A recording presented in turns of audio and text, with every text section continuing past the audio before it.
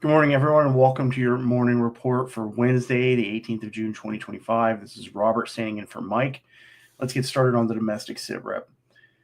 So, according to people familiar with the matter, ICE officials were told Monday that they could continue work site enforcement operations at farms, hotels, and restaurants.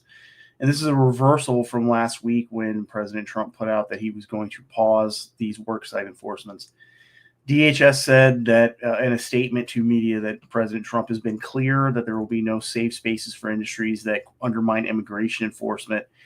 And these worksite operations target illegal employment networks that they say expose critical infrastructure to exploitation, which is another justification that the Trump administration has been using for many policies since the 20th of January when Trump was inaugurated.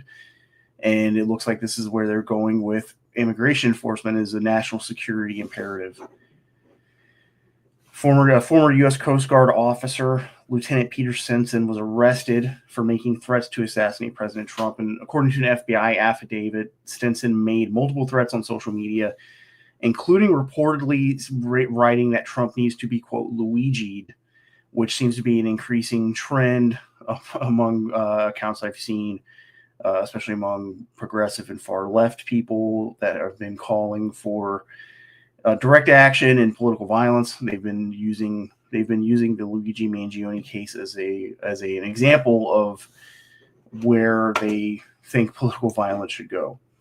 A new victim was identified in the Salt Typhoon telecom hacks that we covered last year. And this is Viasat Inc., which is a California-based telecommunications company. And they were re-identified just this week as one of those Salt Typhoon targets. This is important because Viasat provides communication services to governments around the globe, and including the United States government, where last year they had a $1 billion contract, or $1 billion in contracts, to provide ISR and command and control services for the Department of Defense. And when I looked yesterday, they also have, so far this year, $175 million in federal contracts. And as part of this, the FBI recently said that they were able to more clearly estimate, how far or how extensive this hack was, which they say now compromised 100 million communications records belonging to 1.3 million individuals, primarily in the Washington, D.C. area.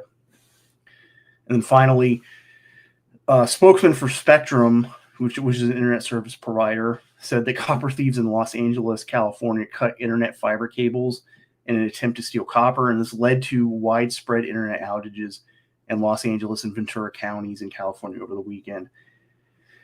So something that I have seen over the last 2 years, there's been this increasing, this increasing level of copper theft in the U.S., and we've seen this not only damage infrastructure. There are cities where copper theft has knocked out streetlights, and in California specifically, there are areas of California that have dealt with long-lasting power outages, constant power outages over the last 2 years due to copper theft, and they've become more brazen. But now this is a kind of an unintended consequence of this increasing copper theft, is that there are people looking for copper in cables where there is no copper, and now this is leading to, I think, a new threat to telecoms infrastructure.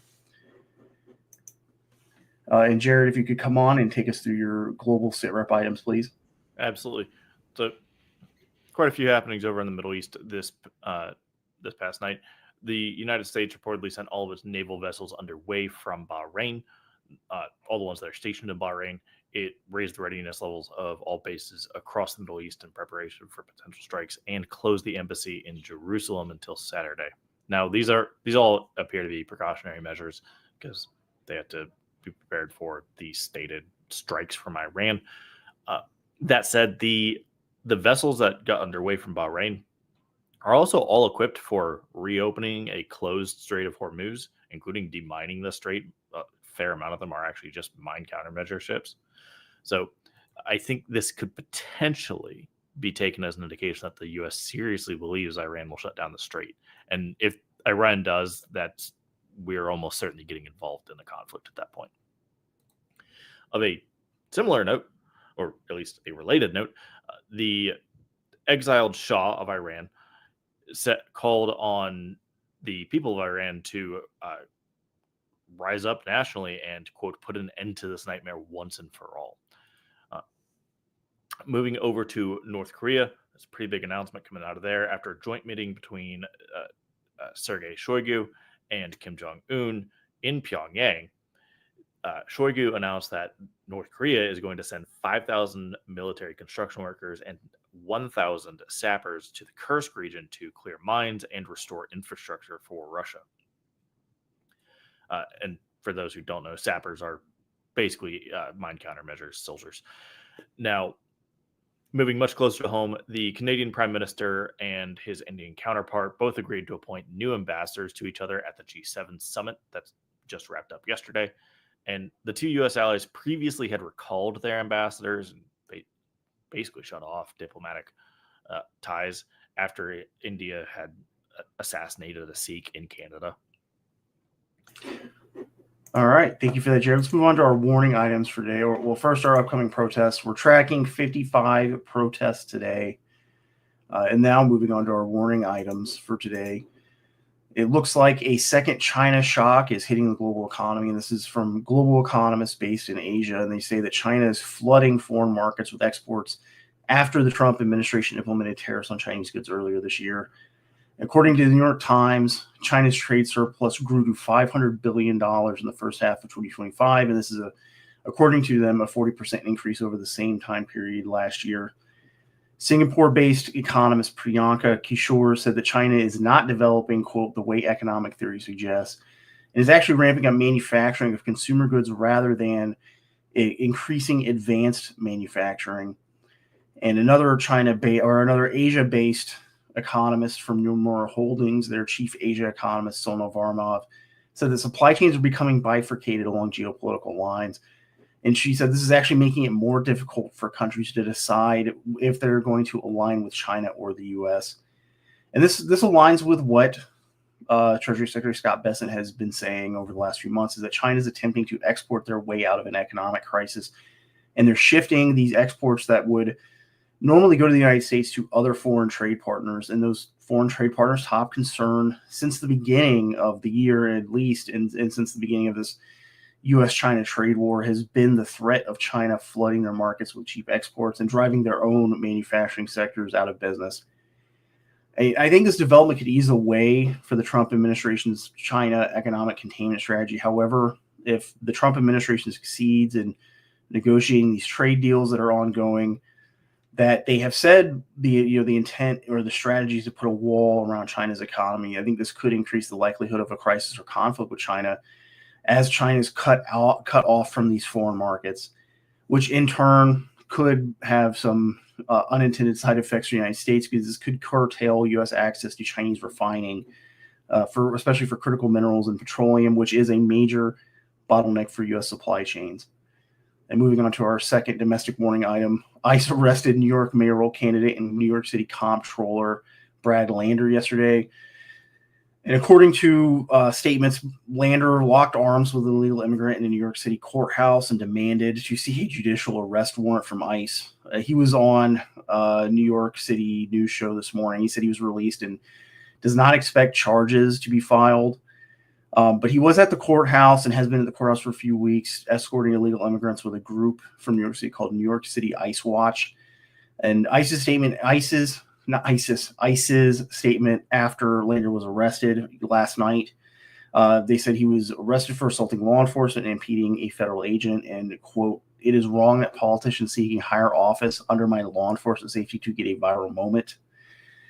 And I think that, to me, that's a key point here, because I think more progressive and left-leaning Democrats could attempt to de-arrest illegal immigrants, which is what this was. These are tactics right out of some of these far-left de-arrest manuals, especially physically restraining the person that police are trying to arrest, or in this case, ICE.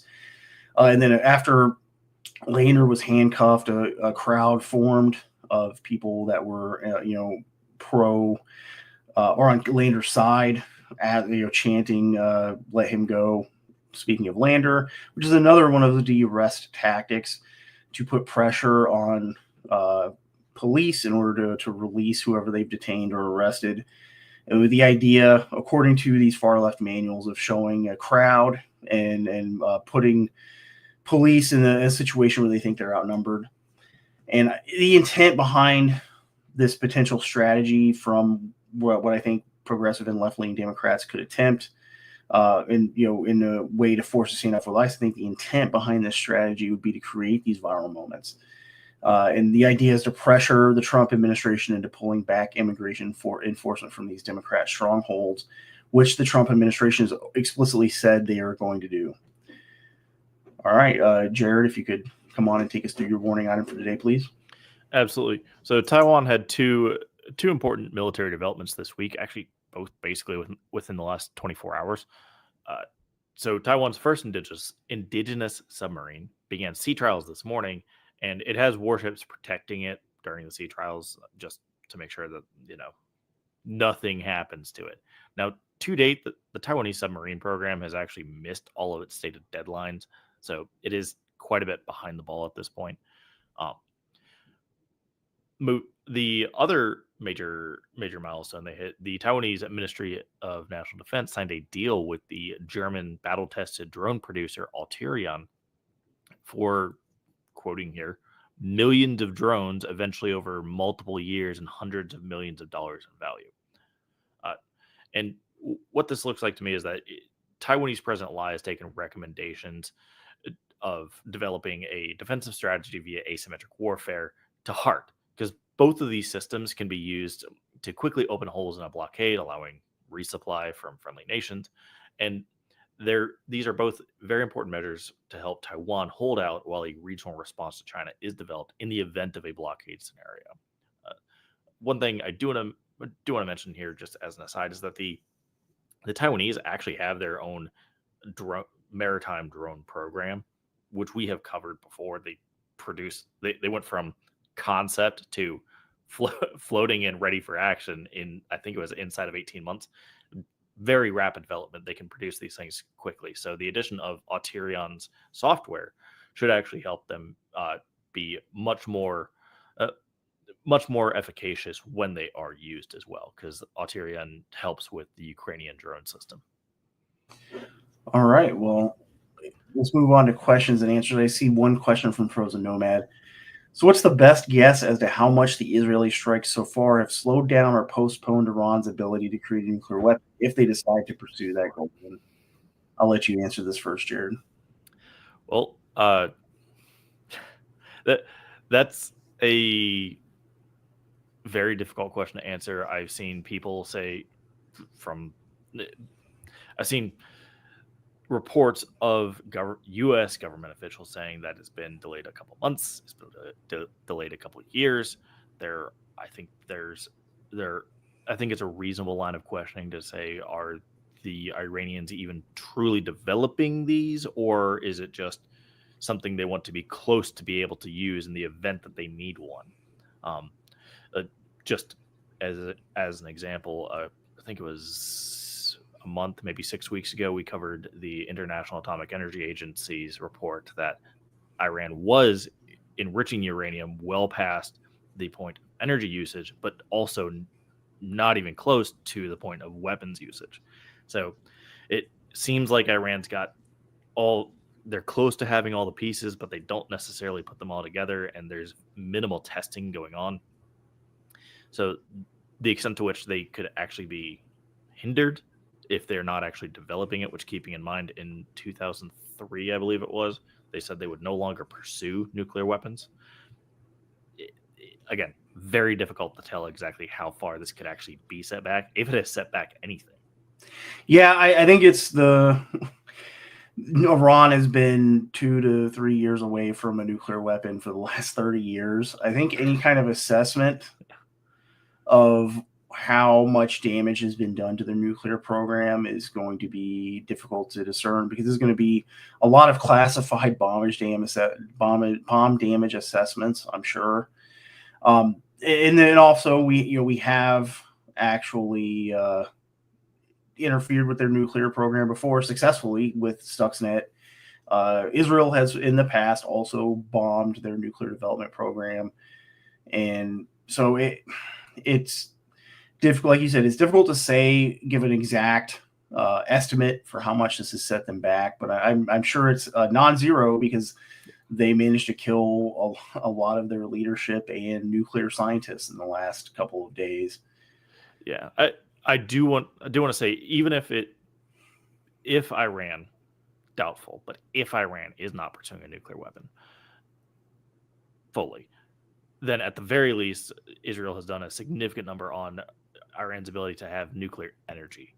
That, and which Iran would need to actually, modernize that up in a much greater pace. It needs to actually have a stable energy because it depends on its oil to export to everybody else. All right, for our next question, prepare to live. I saw someone post on X about, I think he clarified, not a tax, but attacks on Tel Aviv. Have you guys heard anything about that? Oh. Okay. Yeah, there were some strikes on Tel Aviv. I think we talked about this yesterday. Somebody in an apartment building was filming, and when a allegedly hypersonic missile hit right next to their apartment building. So yeah, there have been attacks. As far as I know, there have been missile strikes on Tel Aviv from Iran. Yeah, I'm pretty certain it's been going on since day one. The moment they started exchanging strikes, Iran's first target was Tel Aviv and Haifa. Yeah, and I think actually, I don't remember if Israel put this out or if Iran claimed this, that they had actually damaged the IDF's headquarters building in Tel Aviv.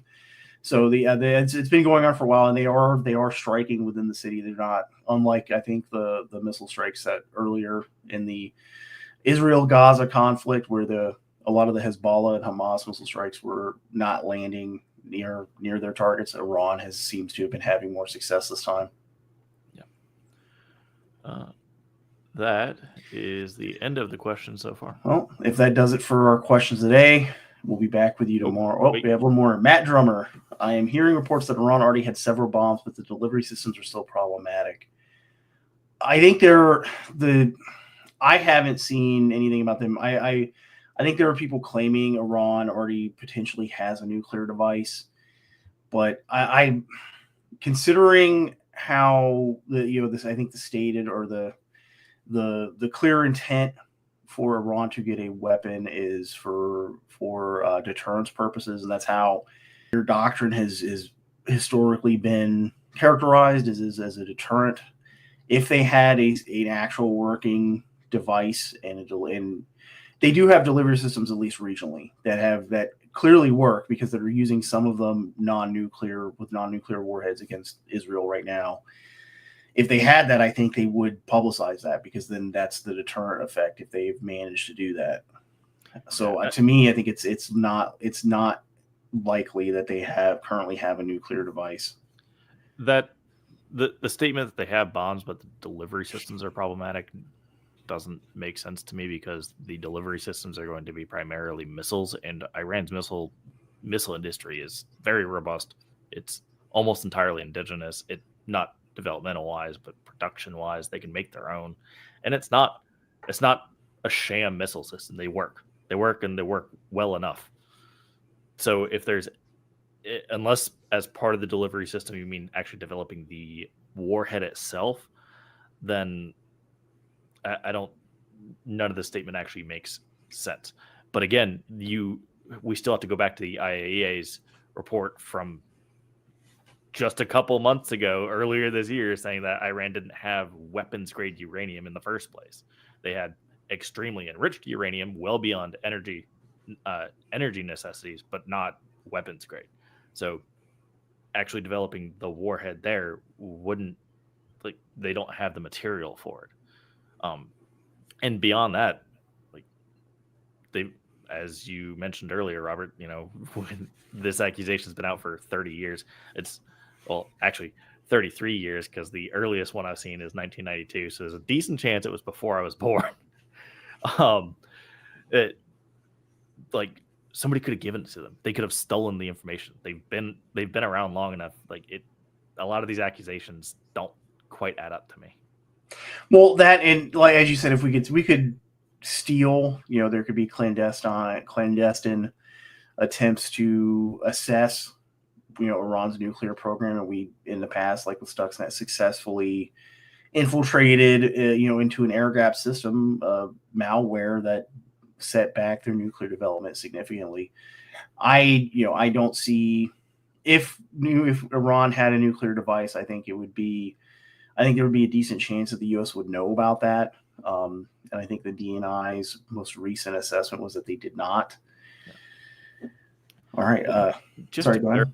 real quick, part of the reason I'm comfortable talking about, I think Iran may want to have all of the pieces available to potentially build one in a rapid fashion, but not necessarily have a bomb, is that it is a stated red line. Israel has said they would attack them for it. The United States has made very clear for decades, if you get it, you cannot have it. They don't, crossing that line would basically guarantee an attack. So having all of the pieces makes far more sense than having a built and working bomb. All right. Next question, please. From Ty Nelson. Now that Trump is talking about removing Iran's spiritual leader, what else would the Iranian sleeper cells need as a motivation to go active? I think, as I said yesterday, I don't think it's in Iran's interest to conduct an attack in the United States, just because it would give the United States a casus belli to get involved more directly. Because there's been a lot of speculation and a lot of talk from the commentariat that Trump is striking Iran. I think there was that Tucker Carlson interview with Ted Cruz that happened last night or the night before, where Cruz kind of blurts out that the United States and Israel are bombing Iran, and then clarifies that, well, no, we're just supporting them. I don't think the Trump administration wants to get more deeply involved with Iran, because their whole thing since the beginning of the year has been this pivot to China. That's, Elbridge Colby's whole strategy is China containment in the Pacific, not getting more involved in the Middle East. So I don't think the Trump administration is looking for a reason to get involved, and I don't think it's in Iran's interest to conduct an attack on the United States in order to give them a reason to get more involved. All right, I saw a report from Elwin Dorr. I saw a report on X that Iran may have tested a device, but haven't seen any corroborating information. Do you guys have any info on that? I have not. He had a follow-up comment that it was specifically it's an alleged underground test near one of their nuke sites. I may have seen what you're talking about, this comment going around, something about an earthquake in the area recorded like in the last year or two, but I don't have any more information on that. Yeah. Some of Iran's best allies, like Russia, they have other warheads that can also be tested and create some incredible explosions. I mean, for goodness sake, in Trump's first term, the Moab was going around basically as a meme because it leveled an entire underground complex the moment it punched through. Like, there are extremely effective conventional warheads that can be tested underground, and if you just don't want somebody to know, you could effectively have the same measurements come out. Obviously, if there's if there's radiation leakage afterward, then that indicates it's not a conventional warhead. But as far as where was it the testing an underground device, that's primarily going to be showing up on the Richter scale, not necessarily showing any kind of radiation. All right, from Peter Provenzano, if the U.S. gets, from Nate, we'll answer this one first. From Nate R. the Great R, are there any indicators of imminent U.S. involvement that we have not seen or should be watching for? A statement from the Trump administration that we're sending the F-35s in, I think. I think the strongest indicator that there could be imminent involvement is this mass underway from Bahrain. The problem is that it's both a precautionary measure and a reaction to something that the U.S. could believe it's imminent. So either one is an acceptable way to understand it, but we don't have anything else to back up that it would be an indicator we're about to be involved. So I am understanding it currently as this is just precautionary. We don't want to risk any port ops coming in and taking out a couple of high-value ships that they need them there. But at the same time, I can't ignore the fact that all the mine countermeasure ships are getting underway right after Iran's parliament floated the idea of maybe we shut down the Strait of Hormuz. That's okay. Those pieces fit together, but at the same time, They also just said we're going to attack all the bases. It really depends on what the next steps are. I would be prepared. Just expect oil prices to rise, even on these tensions. All right, from Peter Provenzano. If the U.S. gets directly involved in bombing Iran, what will their retaliation be? What might be the second and third order effects? I think we talked about this yesterday or Monday. I think one of their first responses would be a cyber attack targeting U.S. critical infrastructures. They've done allegedly state-backed Iranian hackers have done this in the past year. I think it was early last year. They conducted a hack on on a wastewater treatment plant in Pennsylvania. I would expect to see something like that because it's a relatively low commitment and cost for an outsized effect, depending on how widespread they're able to get that. And the second and third order effects, the first one to me that stands out is other adversary state-backed hackers taking advantage of confusion around that to also attack U.S. critical infrastructure, infiltrate U.S. government networks. And then, of course, there's a possibility that if we do get involved, they could decide to conduct, espionage, sabotage with the United States, because we know in the past there have been incidents where Iranian agents have infiltrated the United States and conducted operations here, and there's a heavy Hezbollah presence in Latin America, and that's another potential vector for retaliation for U.S. involvement. Yeah, so those are all homeland for sure. I just because of how I deployed, the way I would expect Iran's involvement is if the U.S. takes the first strike, fine, shut down the strait, deploy to the Gulf of Oman, try to keep everybody out as much as possible. The rule of thumb when we were over in the Persian Gulf was whatever ships are in there count as a loss, even if it's a carrier strike group, just because it's so densely packed with either Iranian agents or just Iranian military that eventually you're gonna lose. You're gonna see a carrier half sunk. That's it. There are no carriers currently in the Persian Gulf. It's all LCSs, mine countermeasure ships, Coast Guard protectors. I would expect most or all of those to be attacked in a short term. At the same time, I would expect Iran to carry out the threat they made of if the U.S. gets involved, we will shoot all of your bases in the region. Hence why everybody's on high alert. Like that would be the main effect, the main retaliation I expect. I almost would expect that more than an attack into the homeland, just because you can back off of that. If it's troops shooting troops, you can back off of that. If it's troops shooting civilians, that's much harder to do so. Yeah, I agree. I think the Strait of Hormuz is probably the immediate retaliation. And I think the Houthis have proven that you can, even if you can't entirely shut down traffic through a key choke point for trade and maritime traffic, you can at the very least significantly increase the cost of business. Well, and like you said, they could de-escalate after that much more easily than if they conducted, say, a cyber attack on U.S. critical infrastructure. That's a much easier point to negotiate some type of ceasefire and pull back on. Well, to the point of the Houthis did something brilliant. I mean, people can make fun of them all they want. At the end of the day, the Houthis just created a toll booth, and if you didn't pay, well, they shot you. Iran could do the exact same thing. They have all of the same technology. They're better versed in it. And frankly, why wouldn't they? That's you then just say, oh, we don't, if you're American or Israeli, we're not letting you through. And if you're European, we can negotiate, but probably not. China, Russia, let's go. You can come on through.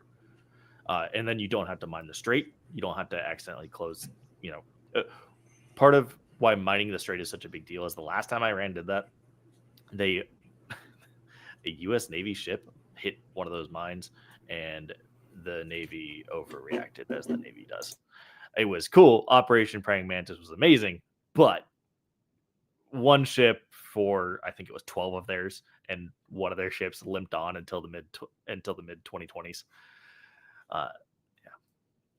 All right, and then from Badwagon, we haven't placed new troops into the region, correct? I haven't seen anything specifically on this. Ground troops, no. But yes, we've covered the additional troops that are going there. The Nimitz, I think it was about on schedule anyway, but they may have sped it up by a week or two. And there are additional mine countermeasures, littoral combat ships heading in. Those may have been sped up. They were also already on schedule, but again, they may have been sped up given the situation.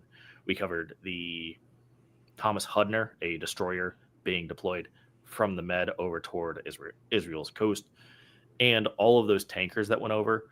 I've seen some reports that they are now starting to coordinate with fighters.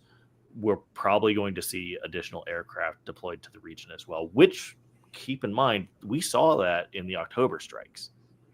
So all of those not primarily, but all of those assets that can be used in a primarily defensive role are deployed. Ground troops, to the extent that they are deployed, I only expect that in an evacuation scenario. If we see an amphibious readiness group get underway, I promise you, I'm going to put that out on our app. Yeah, that's a good point because my mind immediately went to boots on the ground, which is not necessarily true when you're talking about troops. Like we have, as you said, we deployed enablers, basically people supporting air assets and then our own naval assets, which is not necessarily what most people think, including me, think of when you say new troops in the region. All right, let's see. From Frankie J. If the strikes on oil facilities continue, how long before fuel reaches an all-time high? Well, one, Iran has not been, at least legally, allowed to export oil over a very small amount for a long time now. So I don't think strikes on Iran oil facilities will have a huge effect on global oil markets and fuel prices for the United States. And if there is an impact, it'll probably be lag. There'll probably be a lag before we start to see these prices creep up, or not even creep up to a significant increase. Like they could creep up for multitude of reasons. Lower output. Like I think OPEC Plus has been kind of going back and forth on production increases and decreases over the last year. And then, of course, here in the U.S., we're going to have the Trump administration is trying to get oil output increased. And I think, as we said earlier, the major bottleneck for fuels in the U.S. is refining, not necessarily oil. And then, like I think Mike said Monday, there's also an issue where refineries in the U.S. are set for a certain quality of oil or certain type of oil, whether it's light or heavy crude. And that's another bottleneck where we might have refineries for one type of oil and not the other, which is why some oil is sent to China, for example, to be refined and then re-imported. All right. Any more questions? This will be our last question for today. Ty Nelson, do you think that sending the USS Nimmits into the region is a good choice because it's the oldest carrier as opposed to putting in a state-of-the-art carrier at risk? No, I think it's a good choice because it's a Nimitz-class aircraft carrier.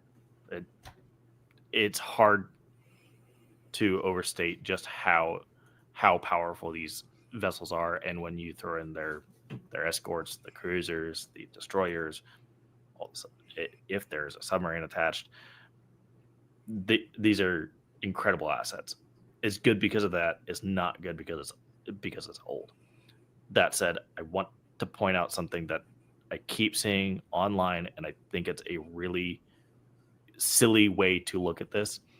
I've seen a lot of people compare the Nimitz deployment to the Middle East as a new Gulf of Tonkin incident to allow it to happen. I don't think that's the case. That does not make sense. Imagine we have talked for years here about if the U.S. loses an aircraft carrier, that kind of black eye is hard to come back from for it because we have this air of impenetrability for our naval forces. Losing the crown jewel of that force and even the namesake of the supercarrier class would almost make it seem like, okay, anybody can touch us. The U.S. does not want that. Not to mention the fact that you would have to take out not just the Nimitz, you would have to take out the whole strike group all at once. You're not doing that. And the Gulf of Tonkin is largely understood as, they intentionally let it happen to get involved in the war. Again, you'd have to take out the whole strike group. That's just to make sure that nobody talked. That's a terrible way to look at this whole thing. This to me just looks like it's a slightly sped up, pre-planned deployment. We were there because just no East Coast deployer or East Coast carriers happened to be ready at the time. That's it. And I expect to add on to that, I fully expect the Carl Vinson to leave in under 3 weeks, allowing for a 2-week turnover. All right. And then just really quick, I wanted to point out Frozen Nomad's comment. I imagine it hit China and hit China and India first and hardest, and gradually hit the rest of us as those two start trying to make up for the difference from other locations. Yeah, that's a great point, because China has been the main recipient of Iranian oil for basically, I think, the last 10 years. Yeah, China is buying was buying significant amounts of oil from Iran, and was their primary trading partner. I forget what they were trading Iran, because I don't think they were necessarily buying it with cash. I think they were trading basically direct bartering for oil. And I think part of that was also that China was refining some of that oil and then reselling it back to Iran for fuel distillates from that oil refining. Yeah, we've covered pretty extensively the teapot refineries, as the State Department calls them. Which, by the way, for everybody that's seen our reports on that, I will try to put out an update on that over on our new website. I'm going through and trying to put a few things that are basically evergreen. They're available as resources to understand the situation.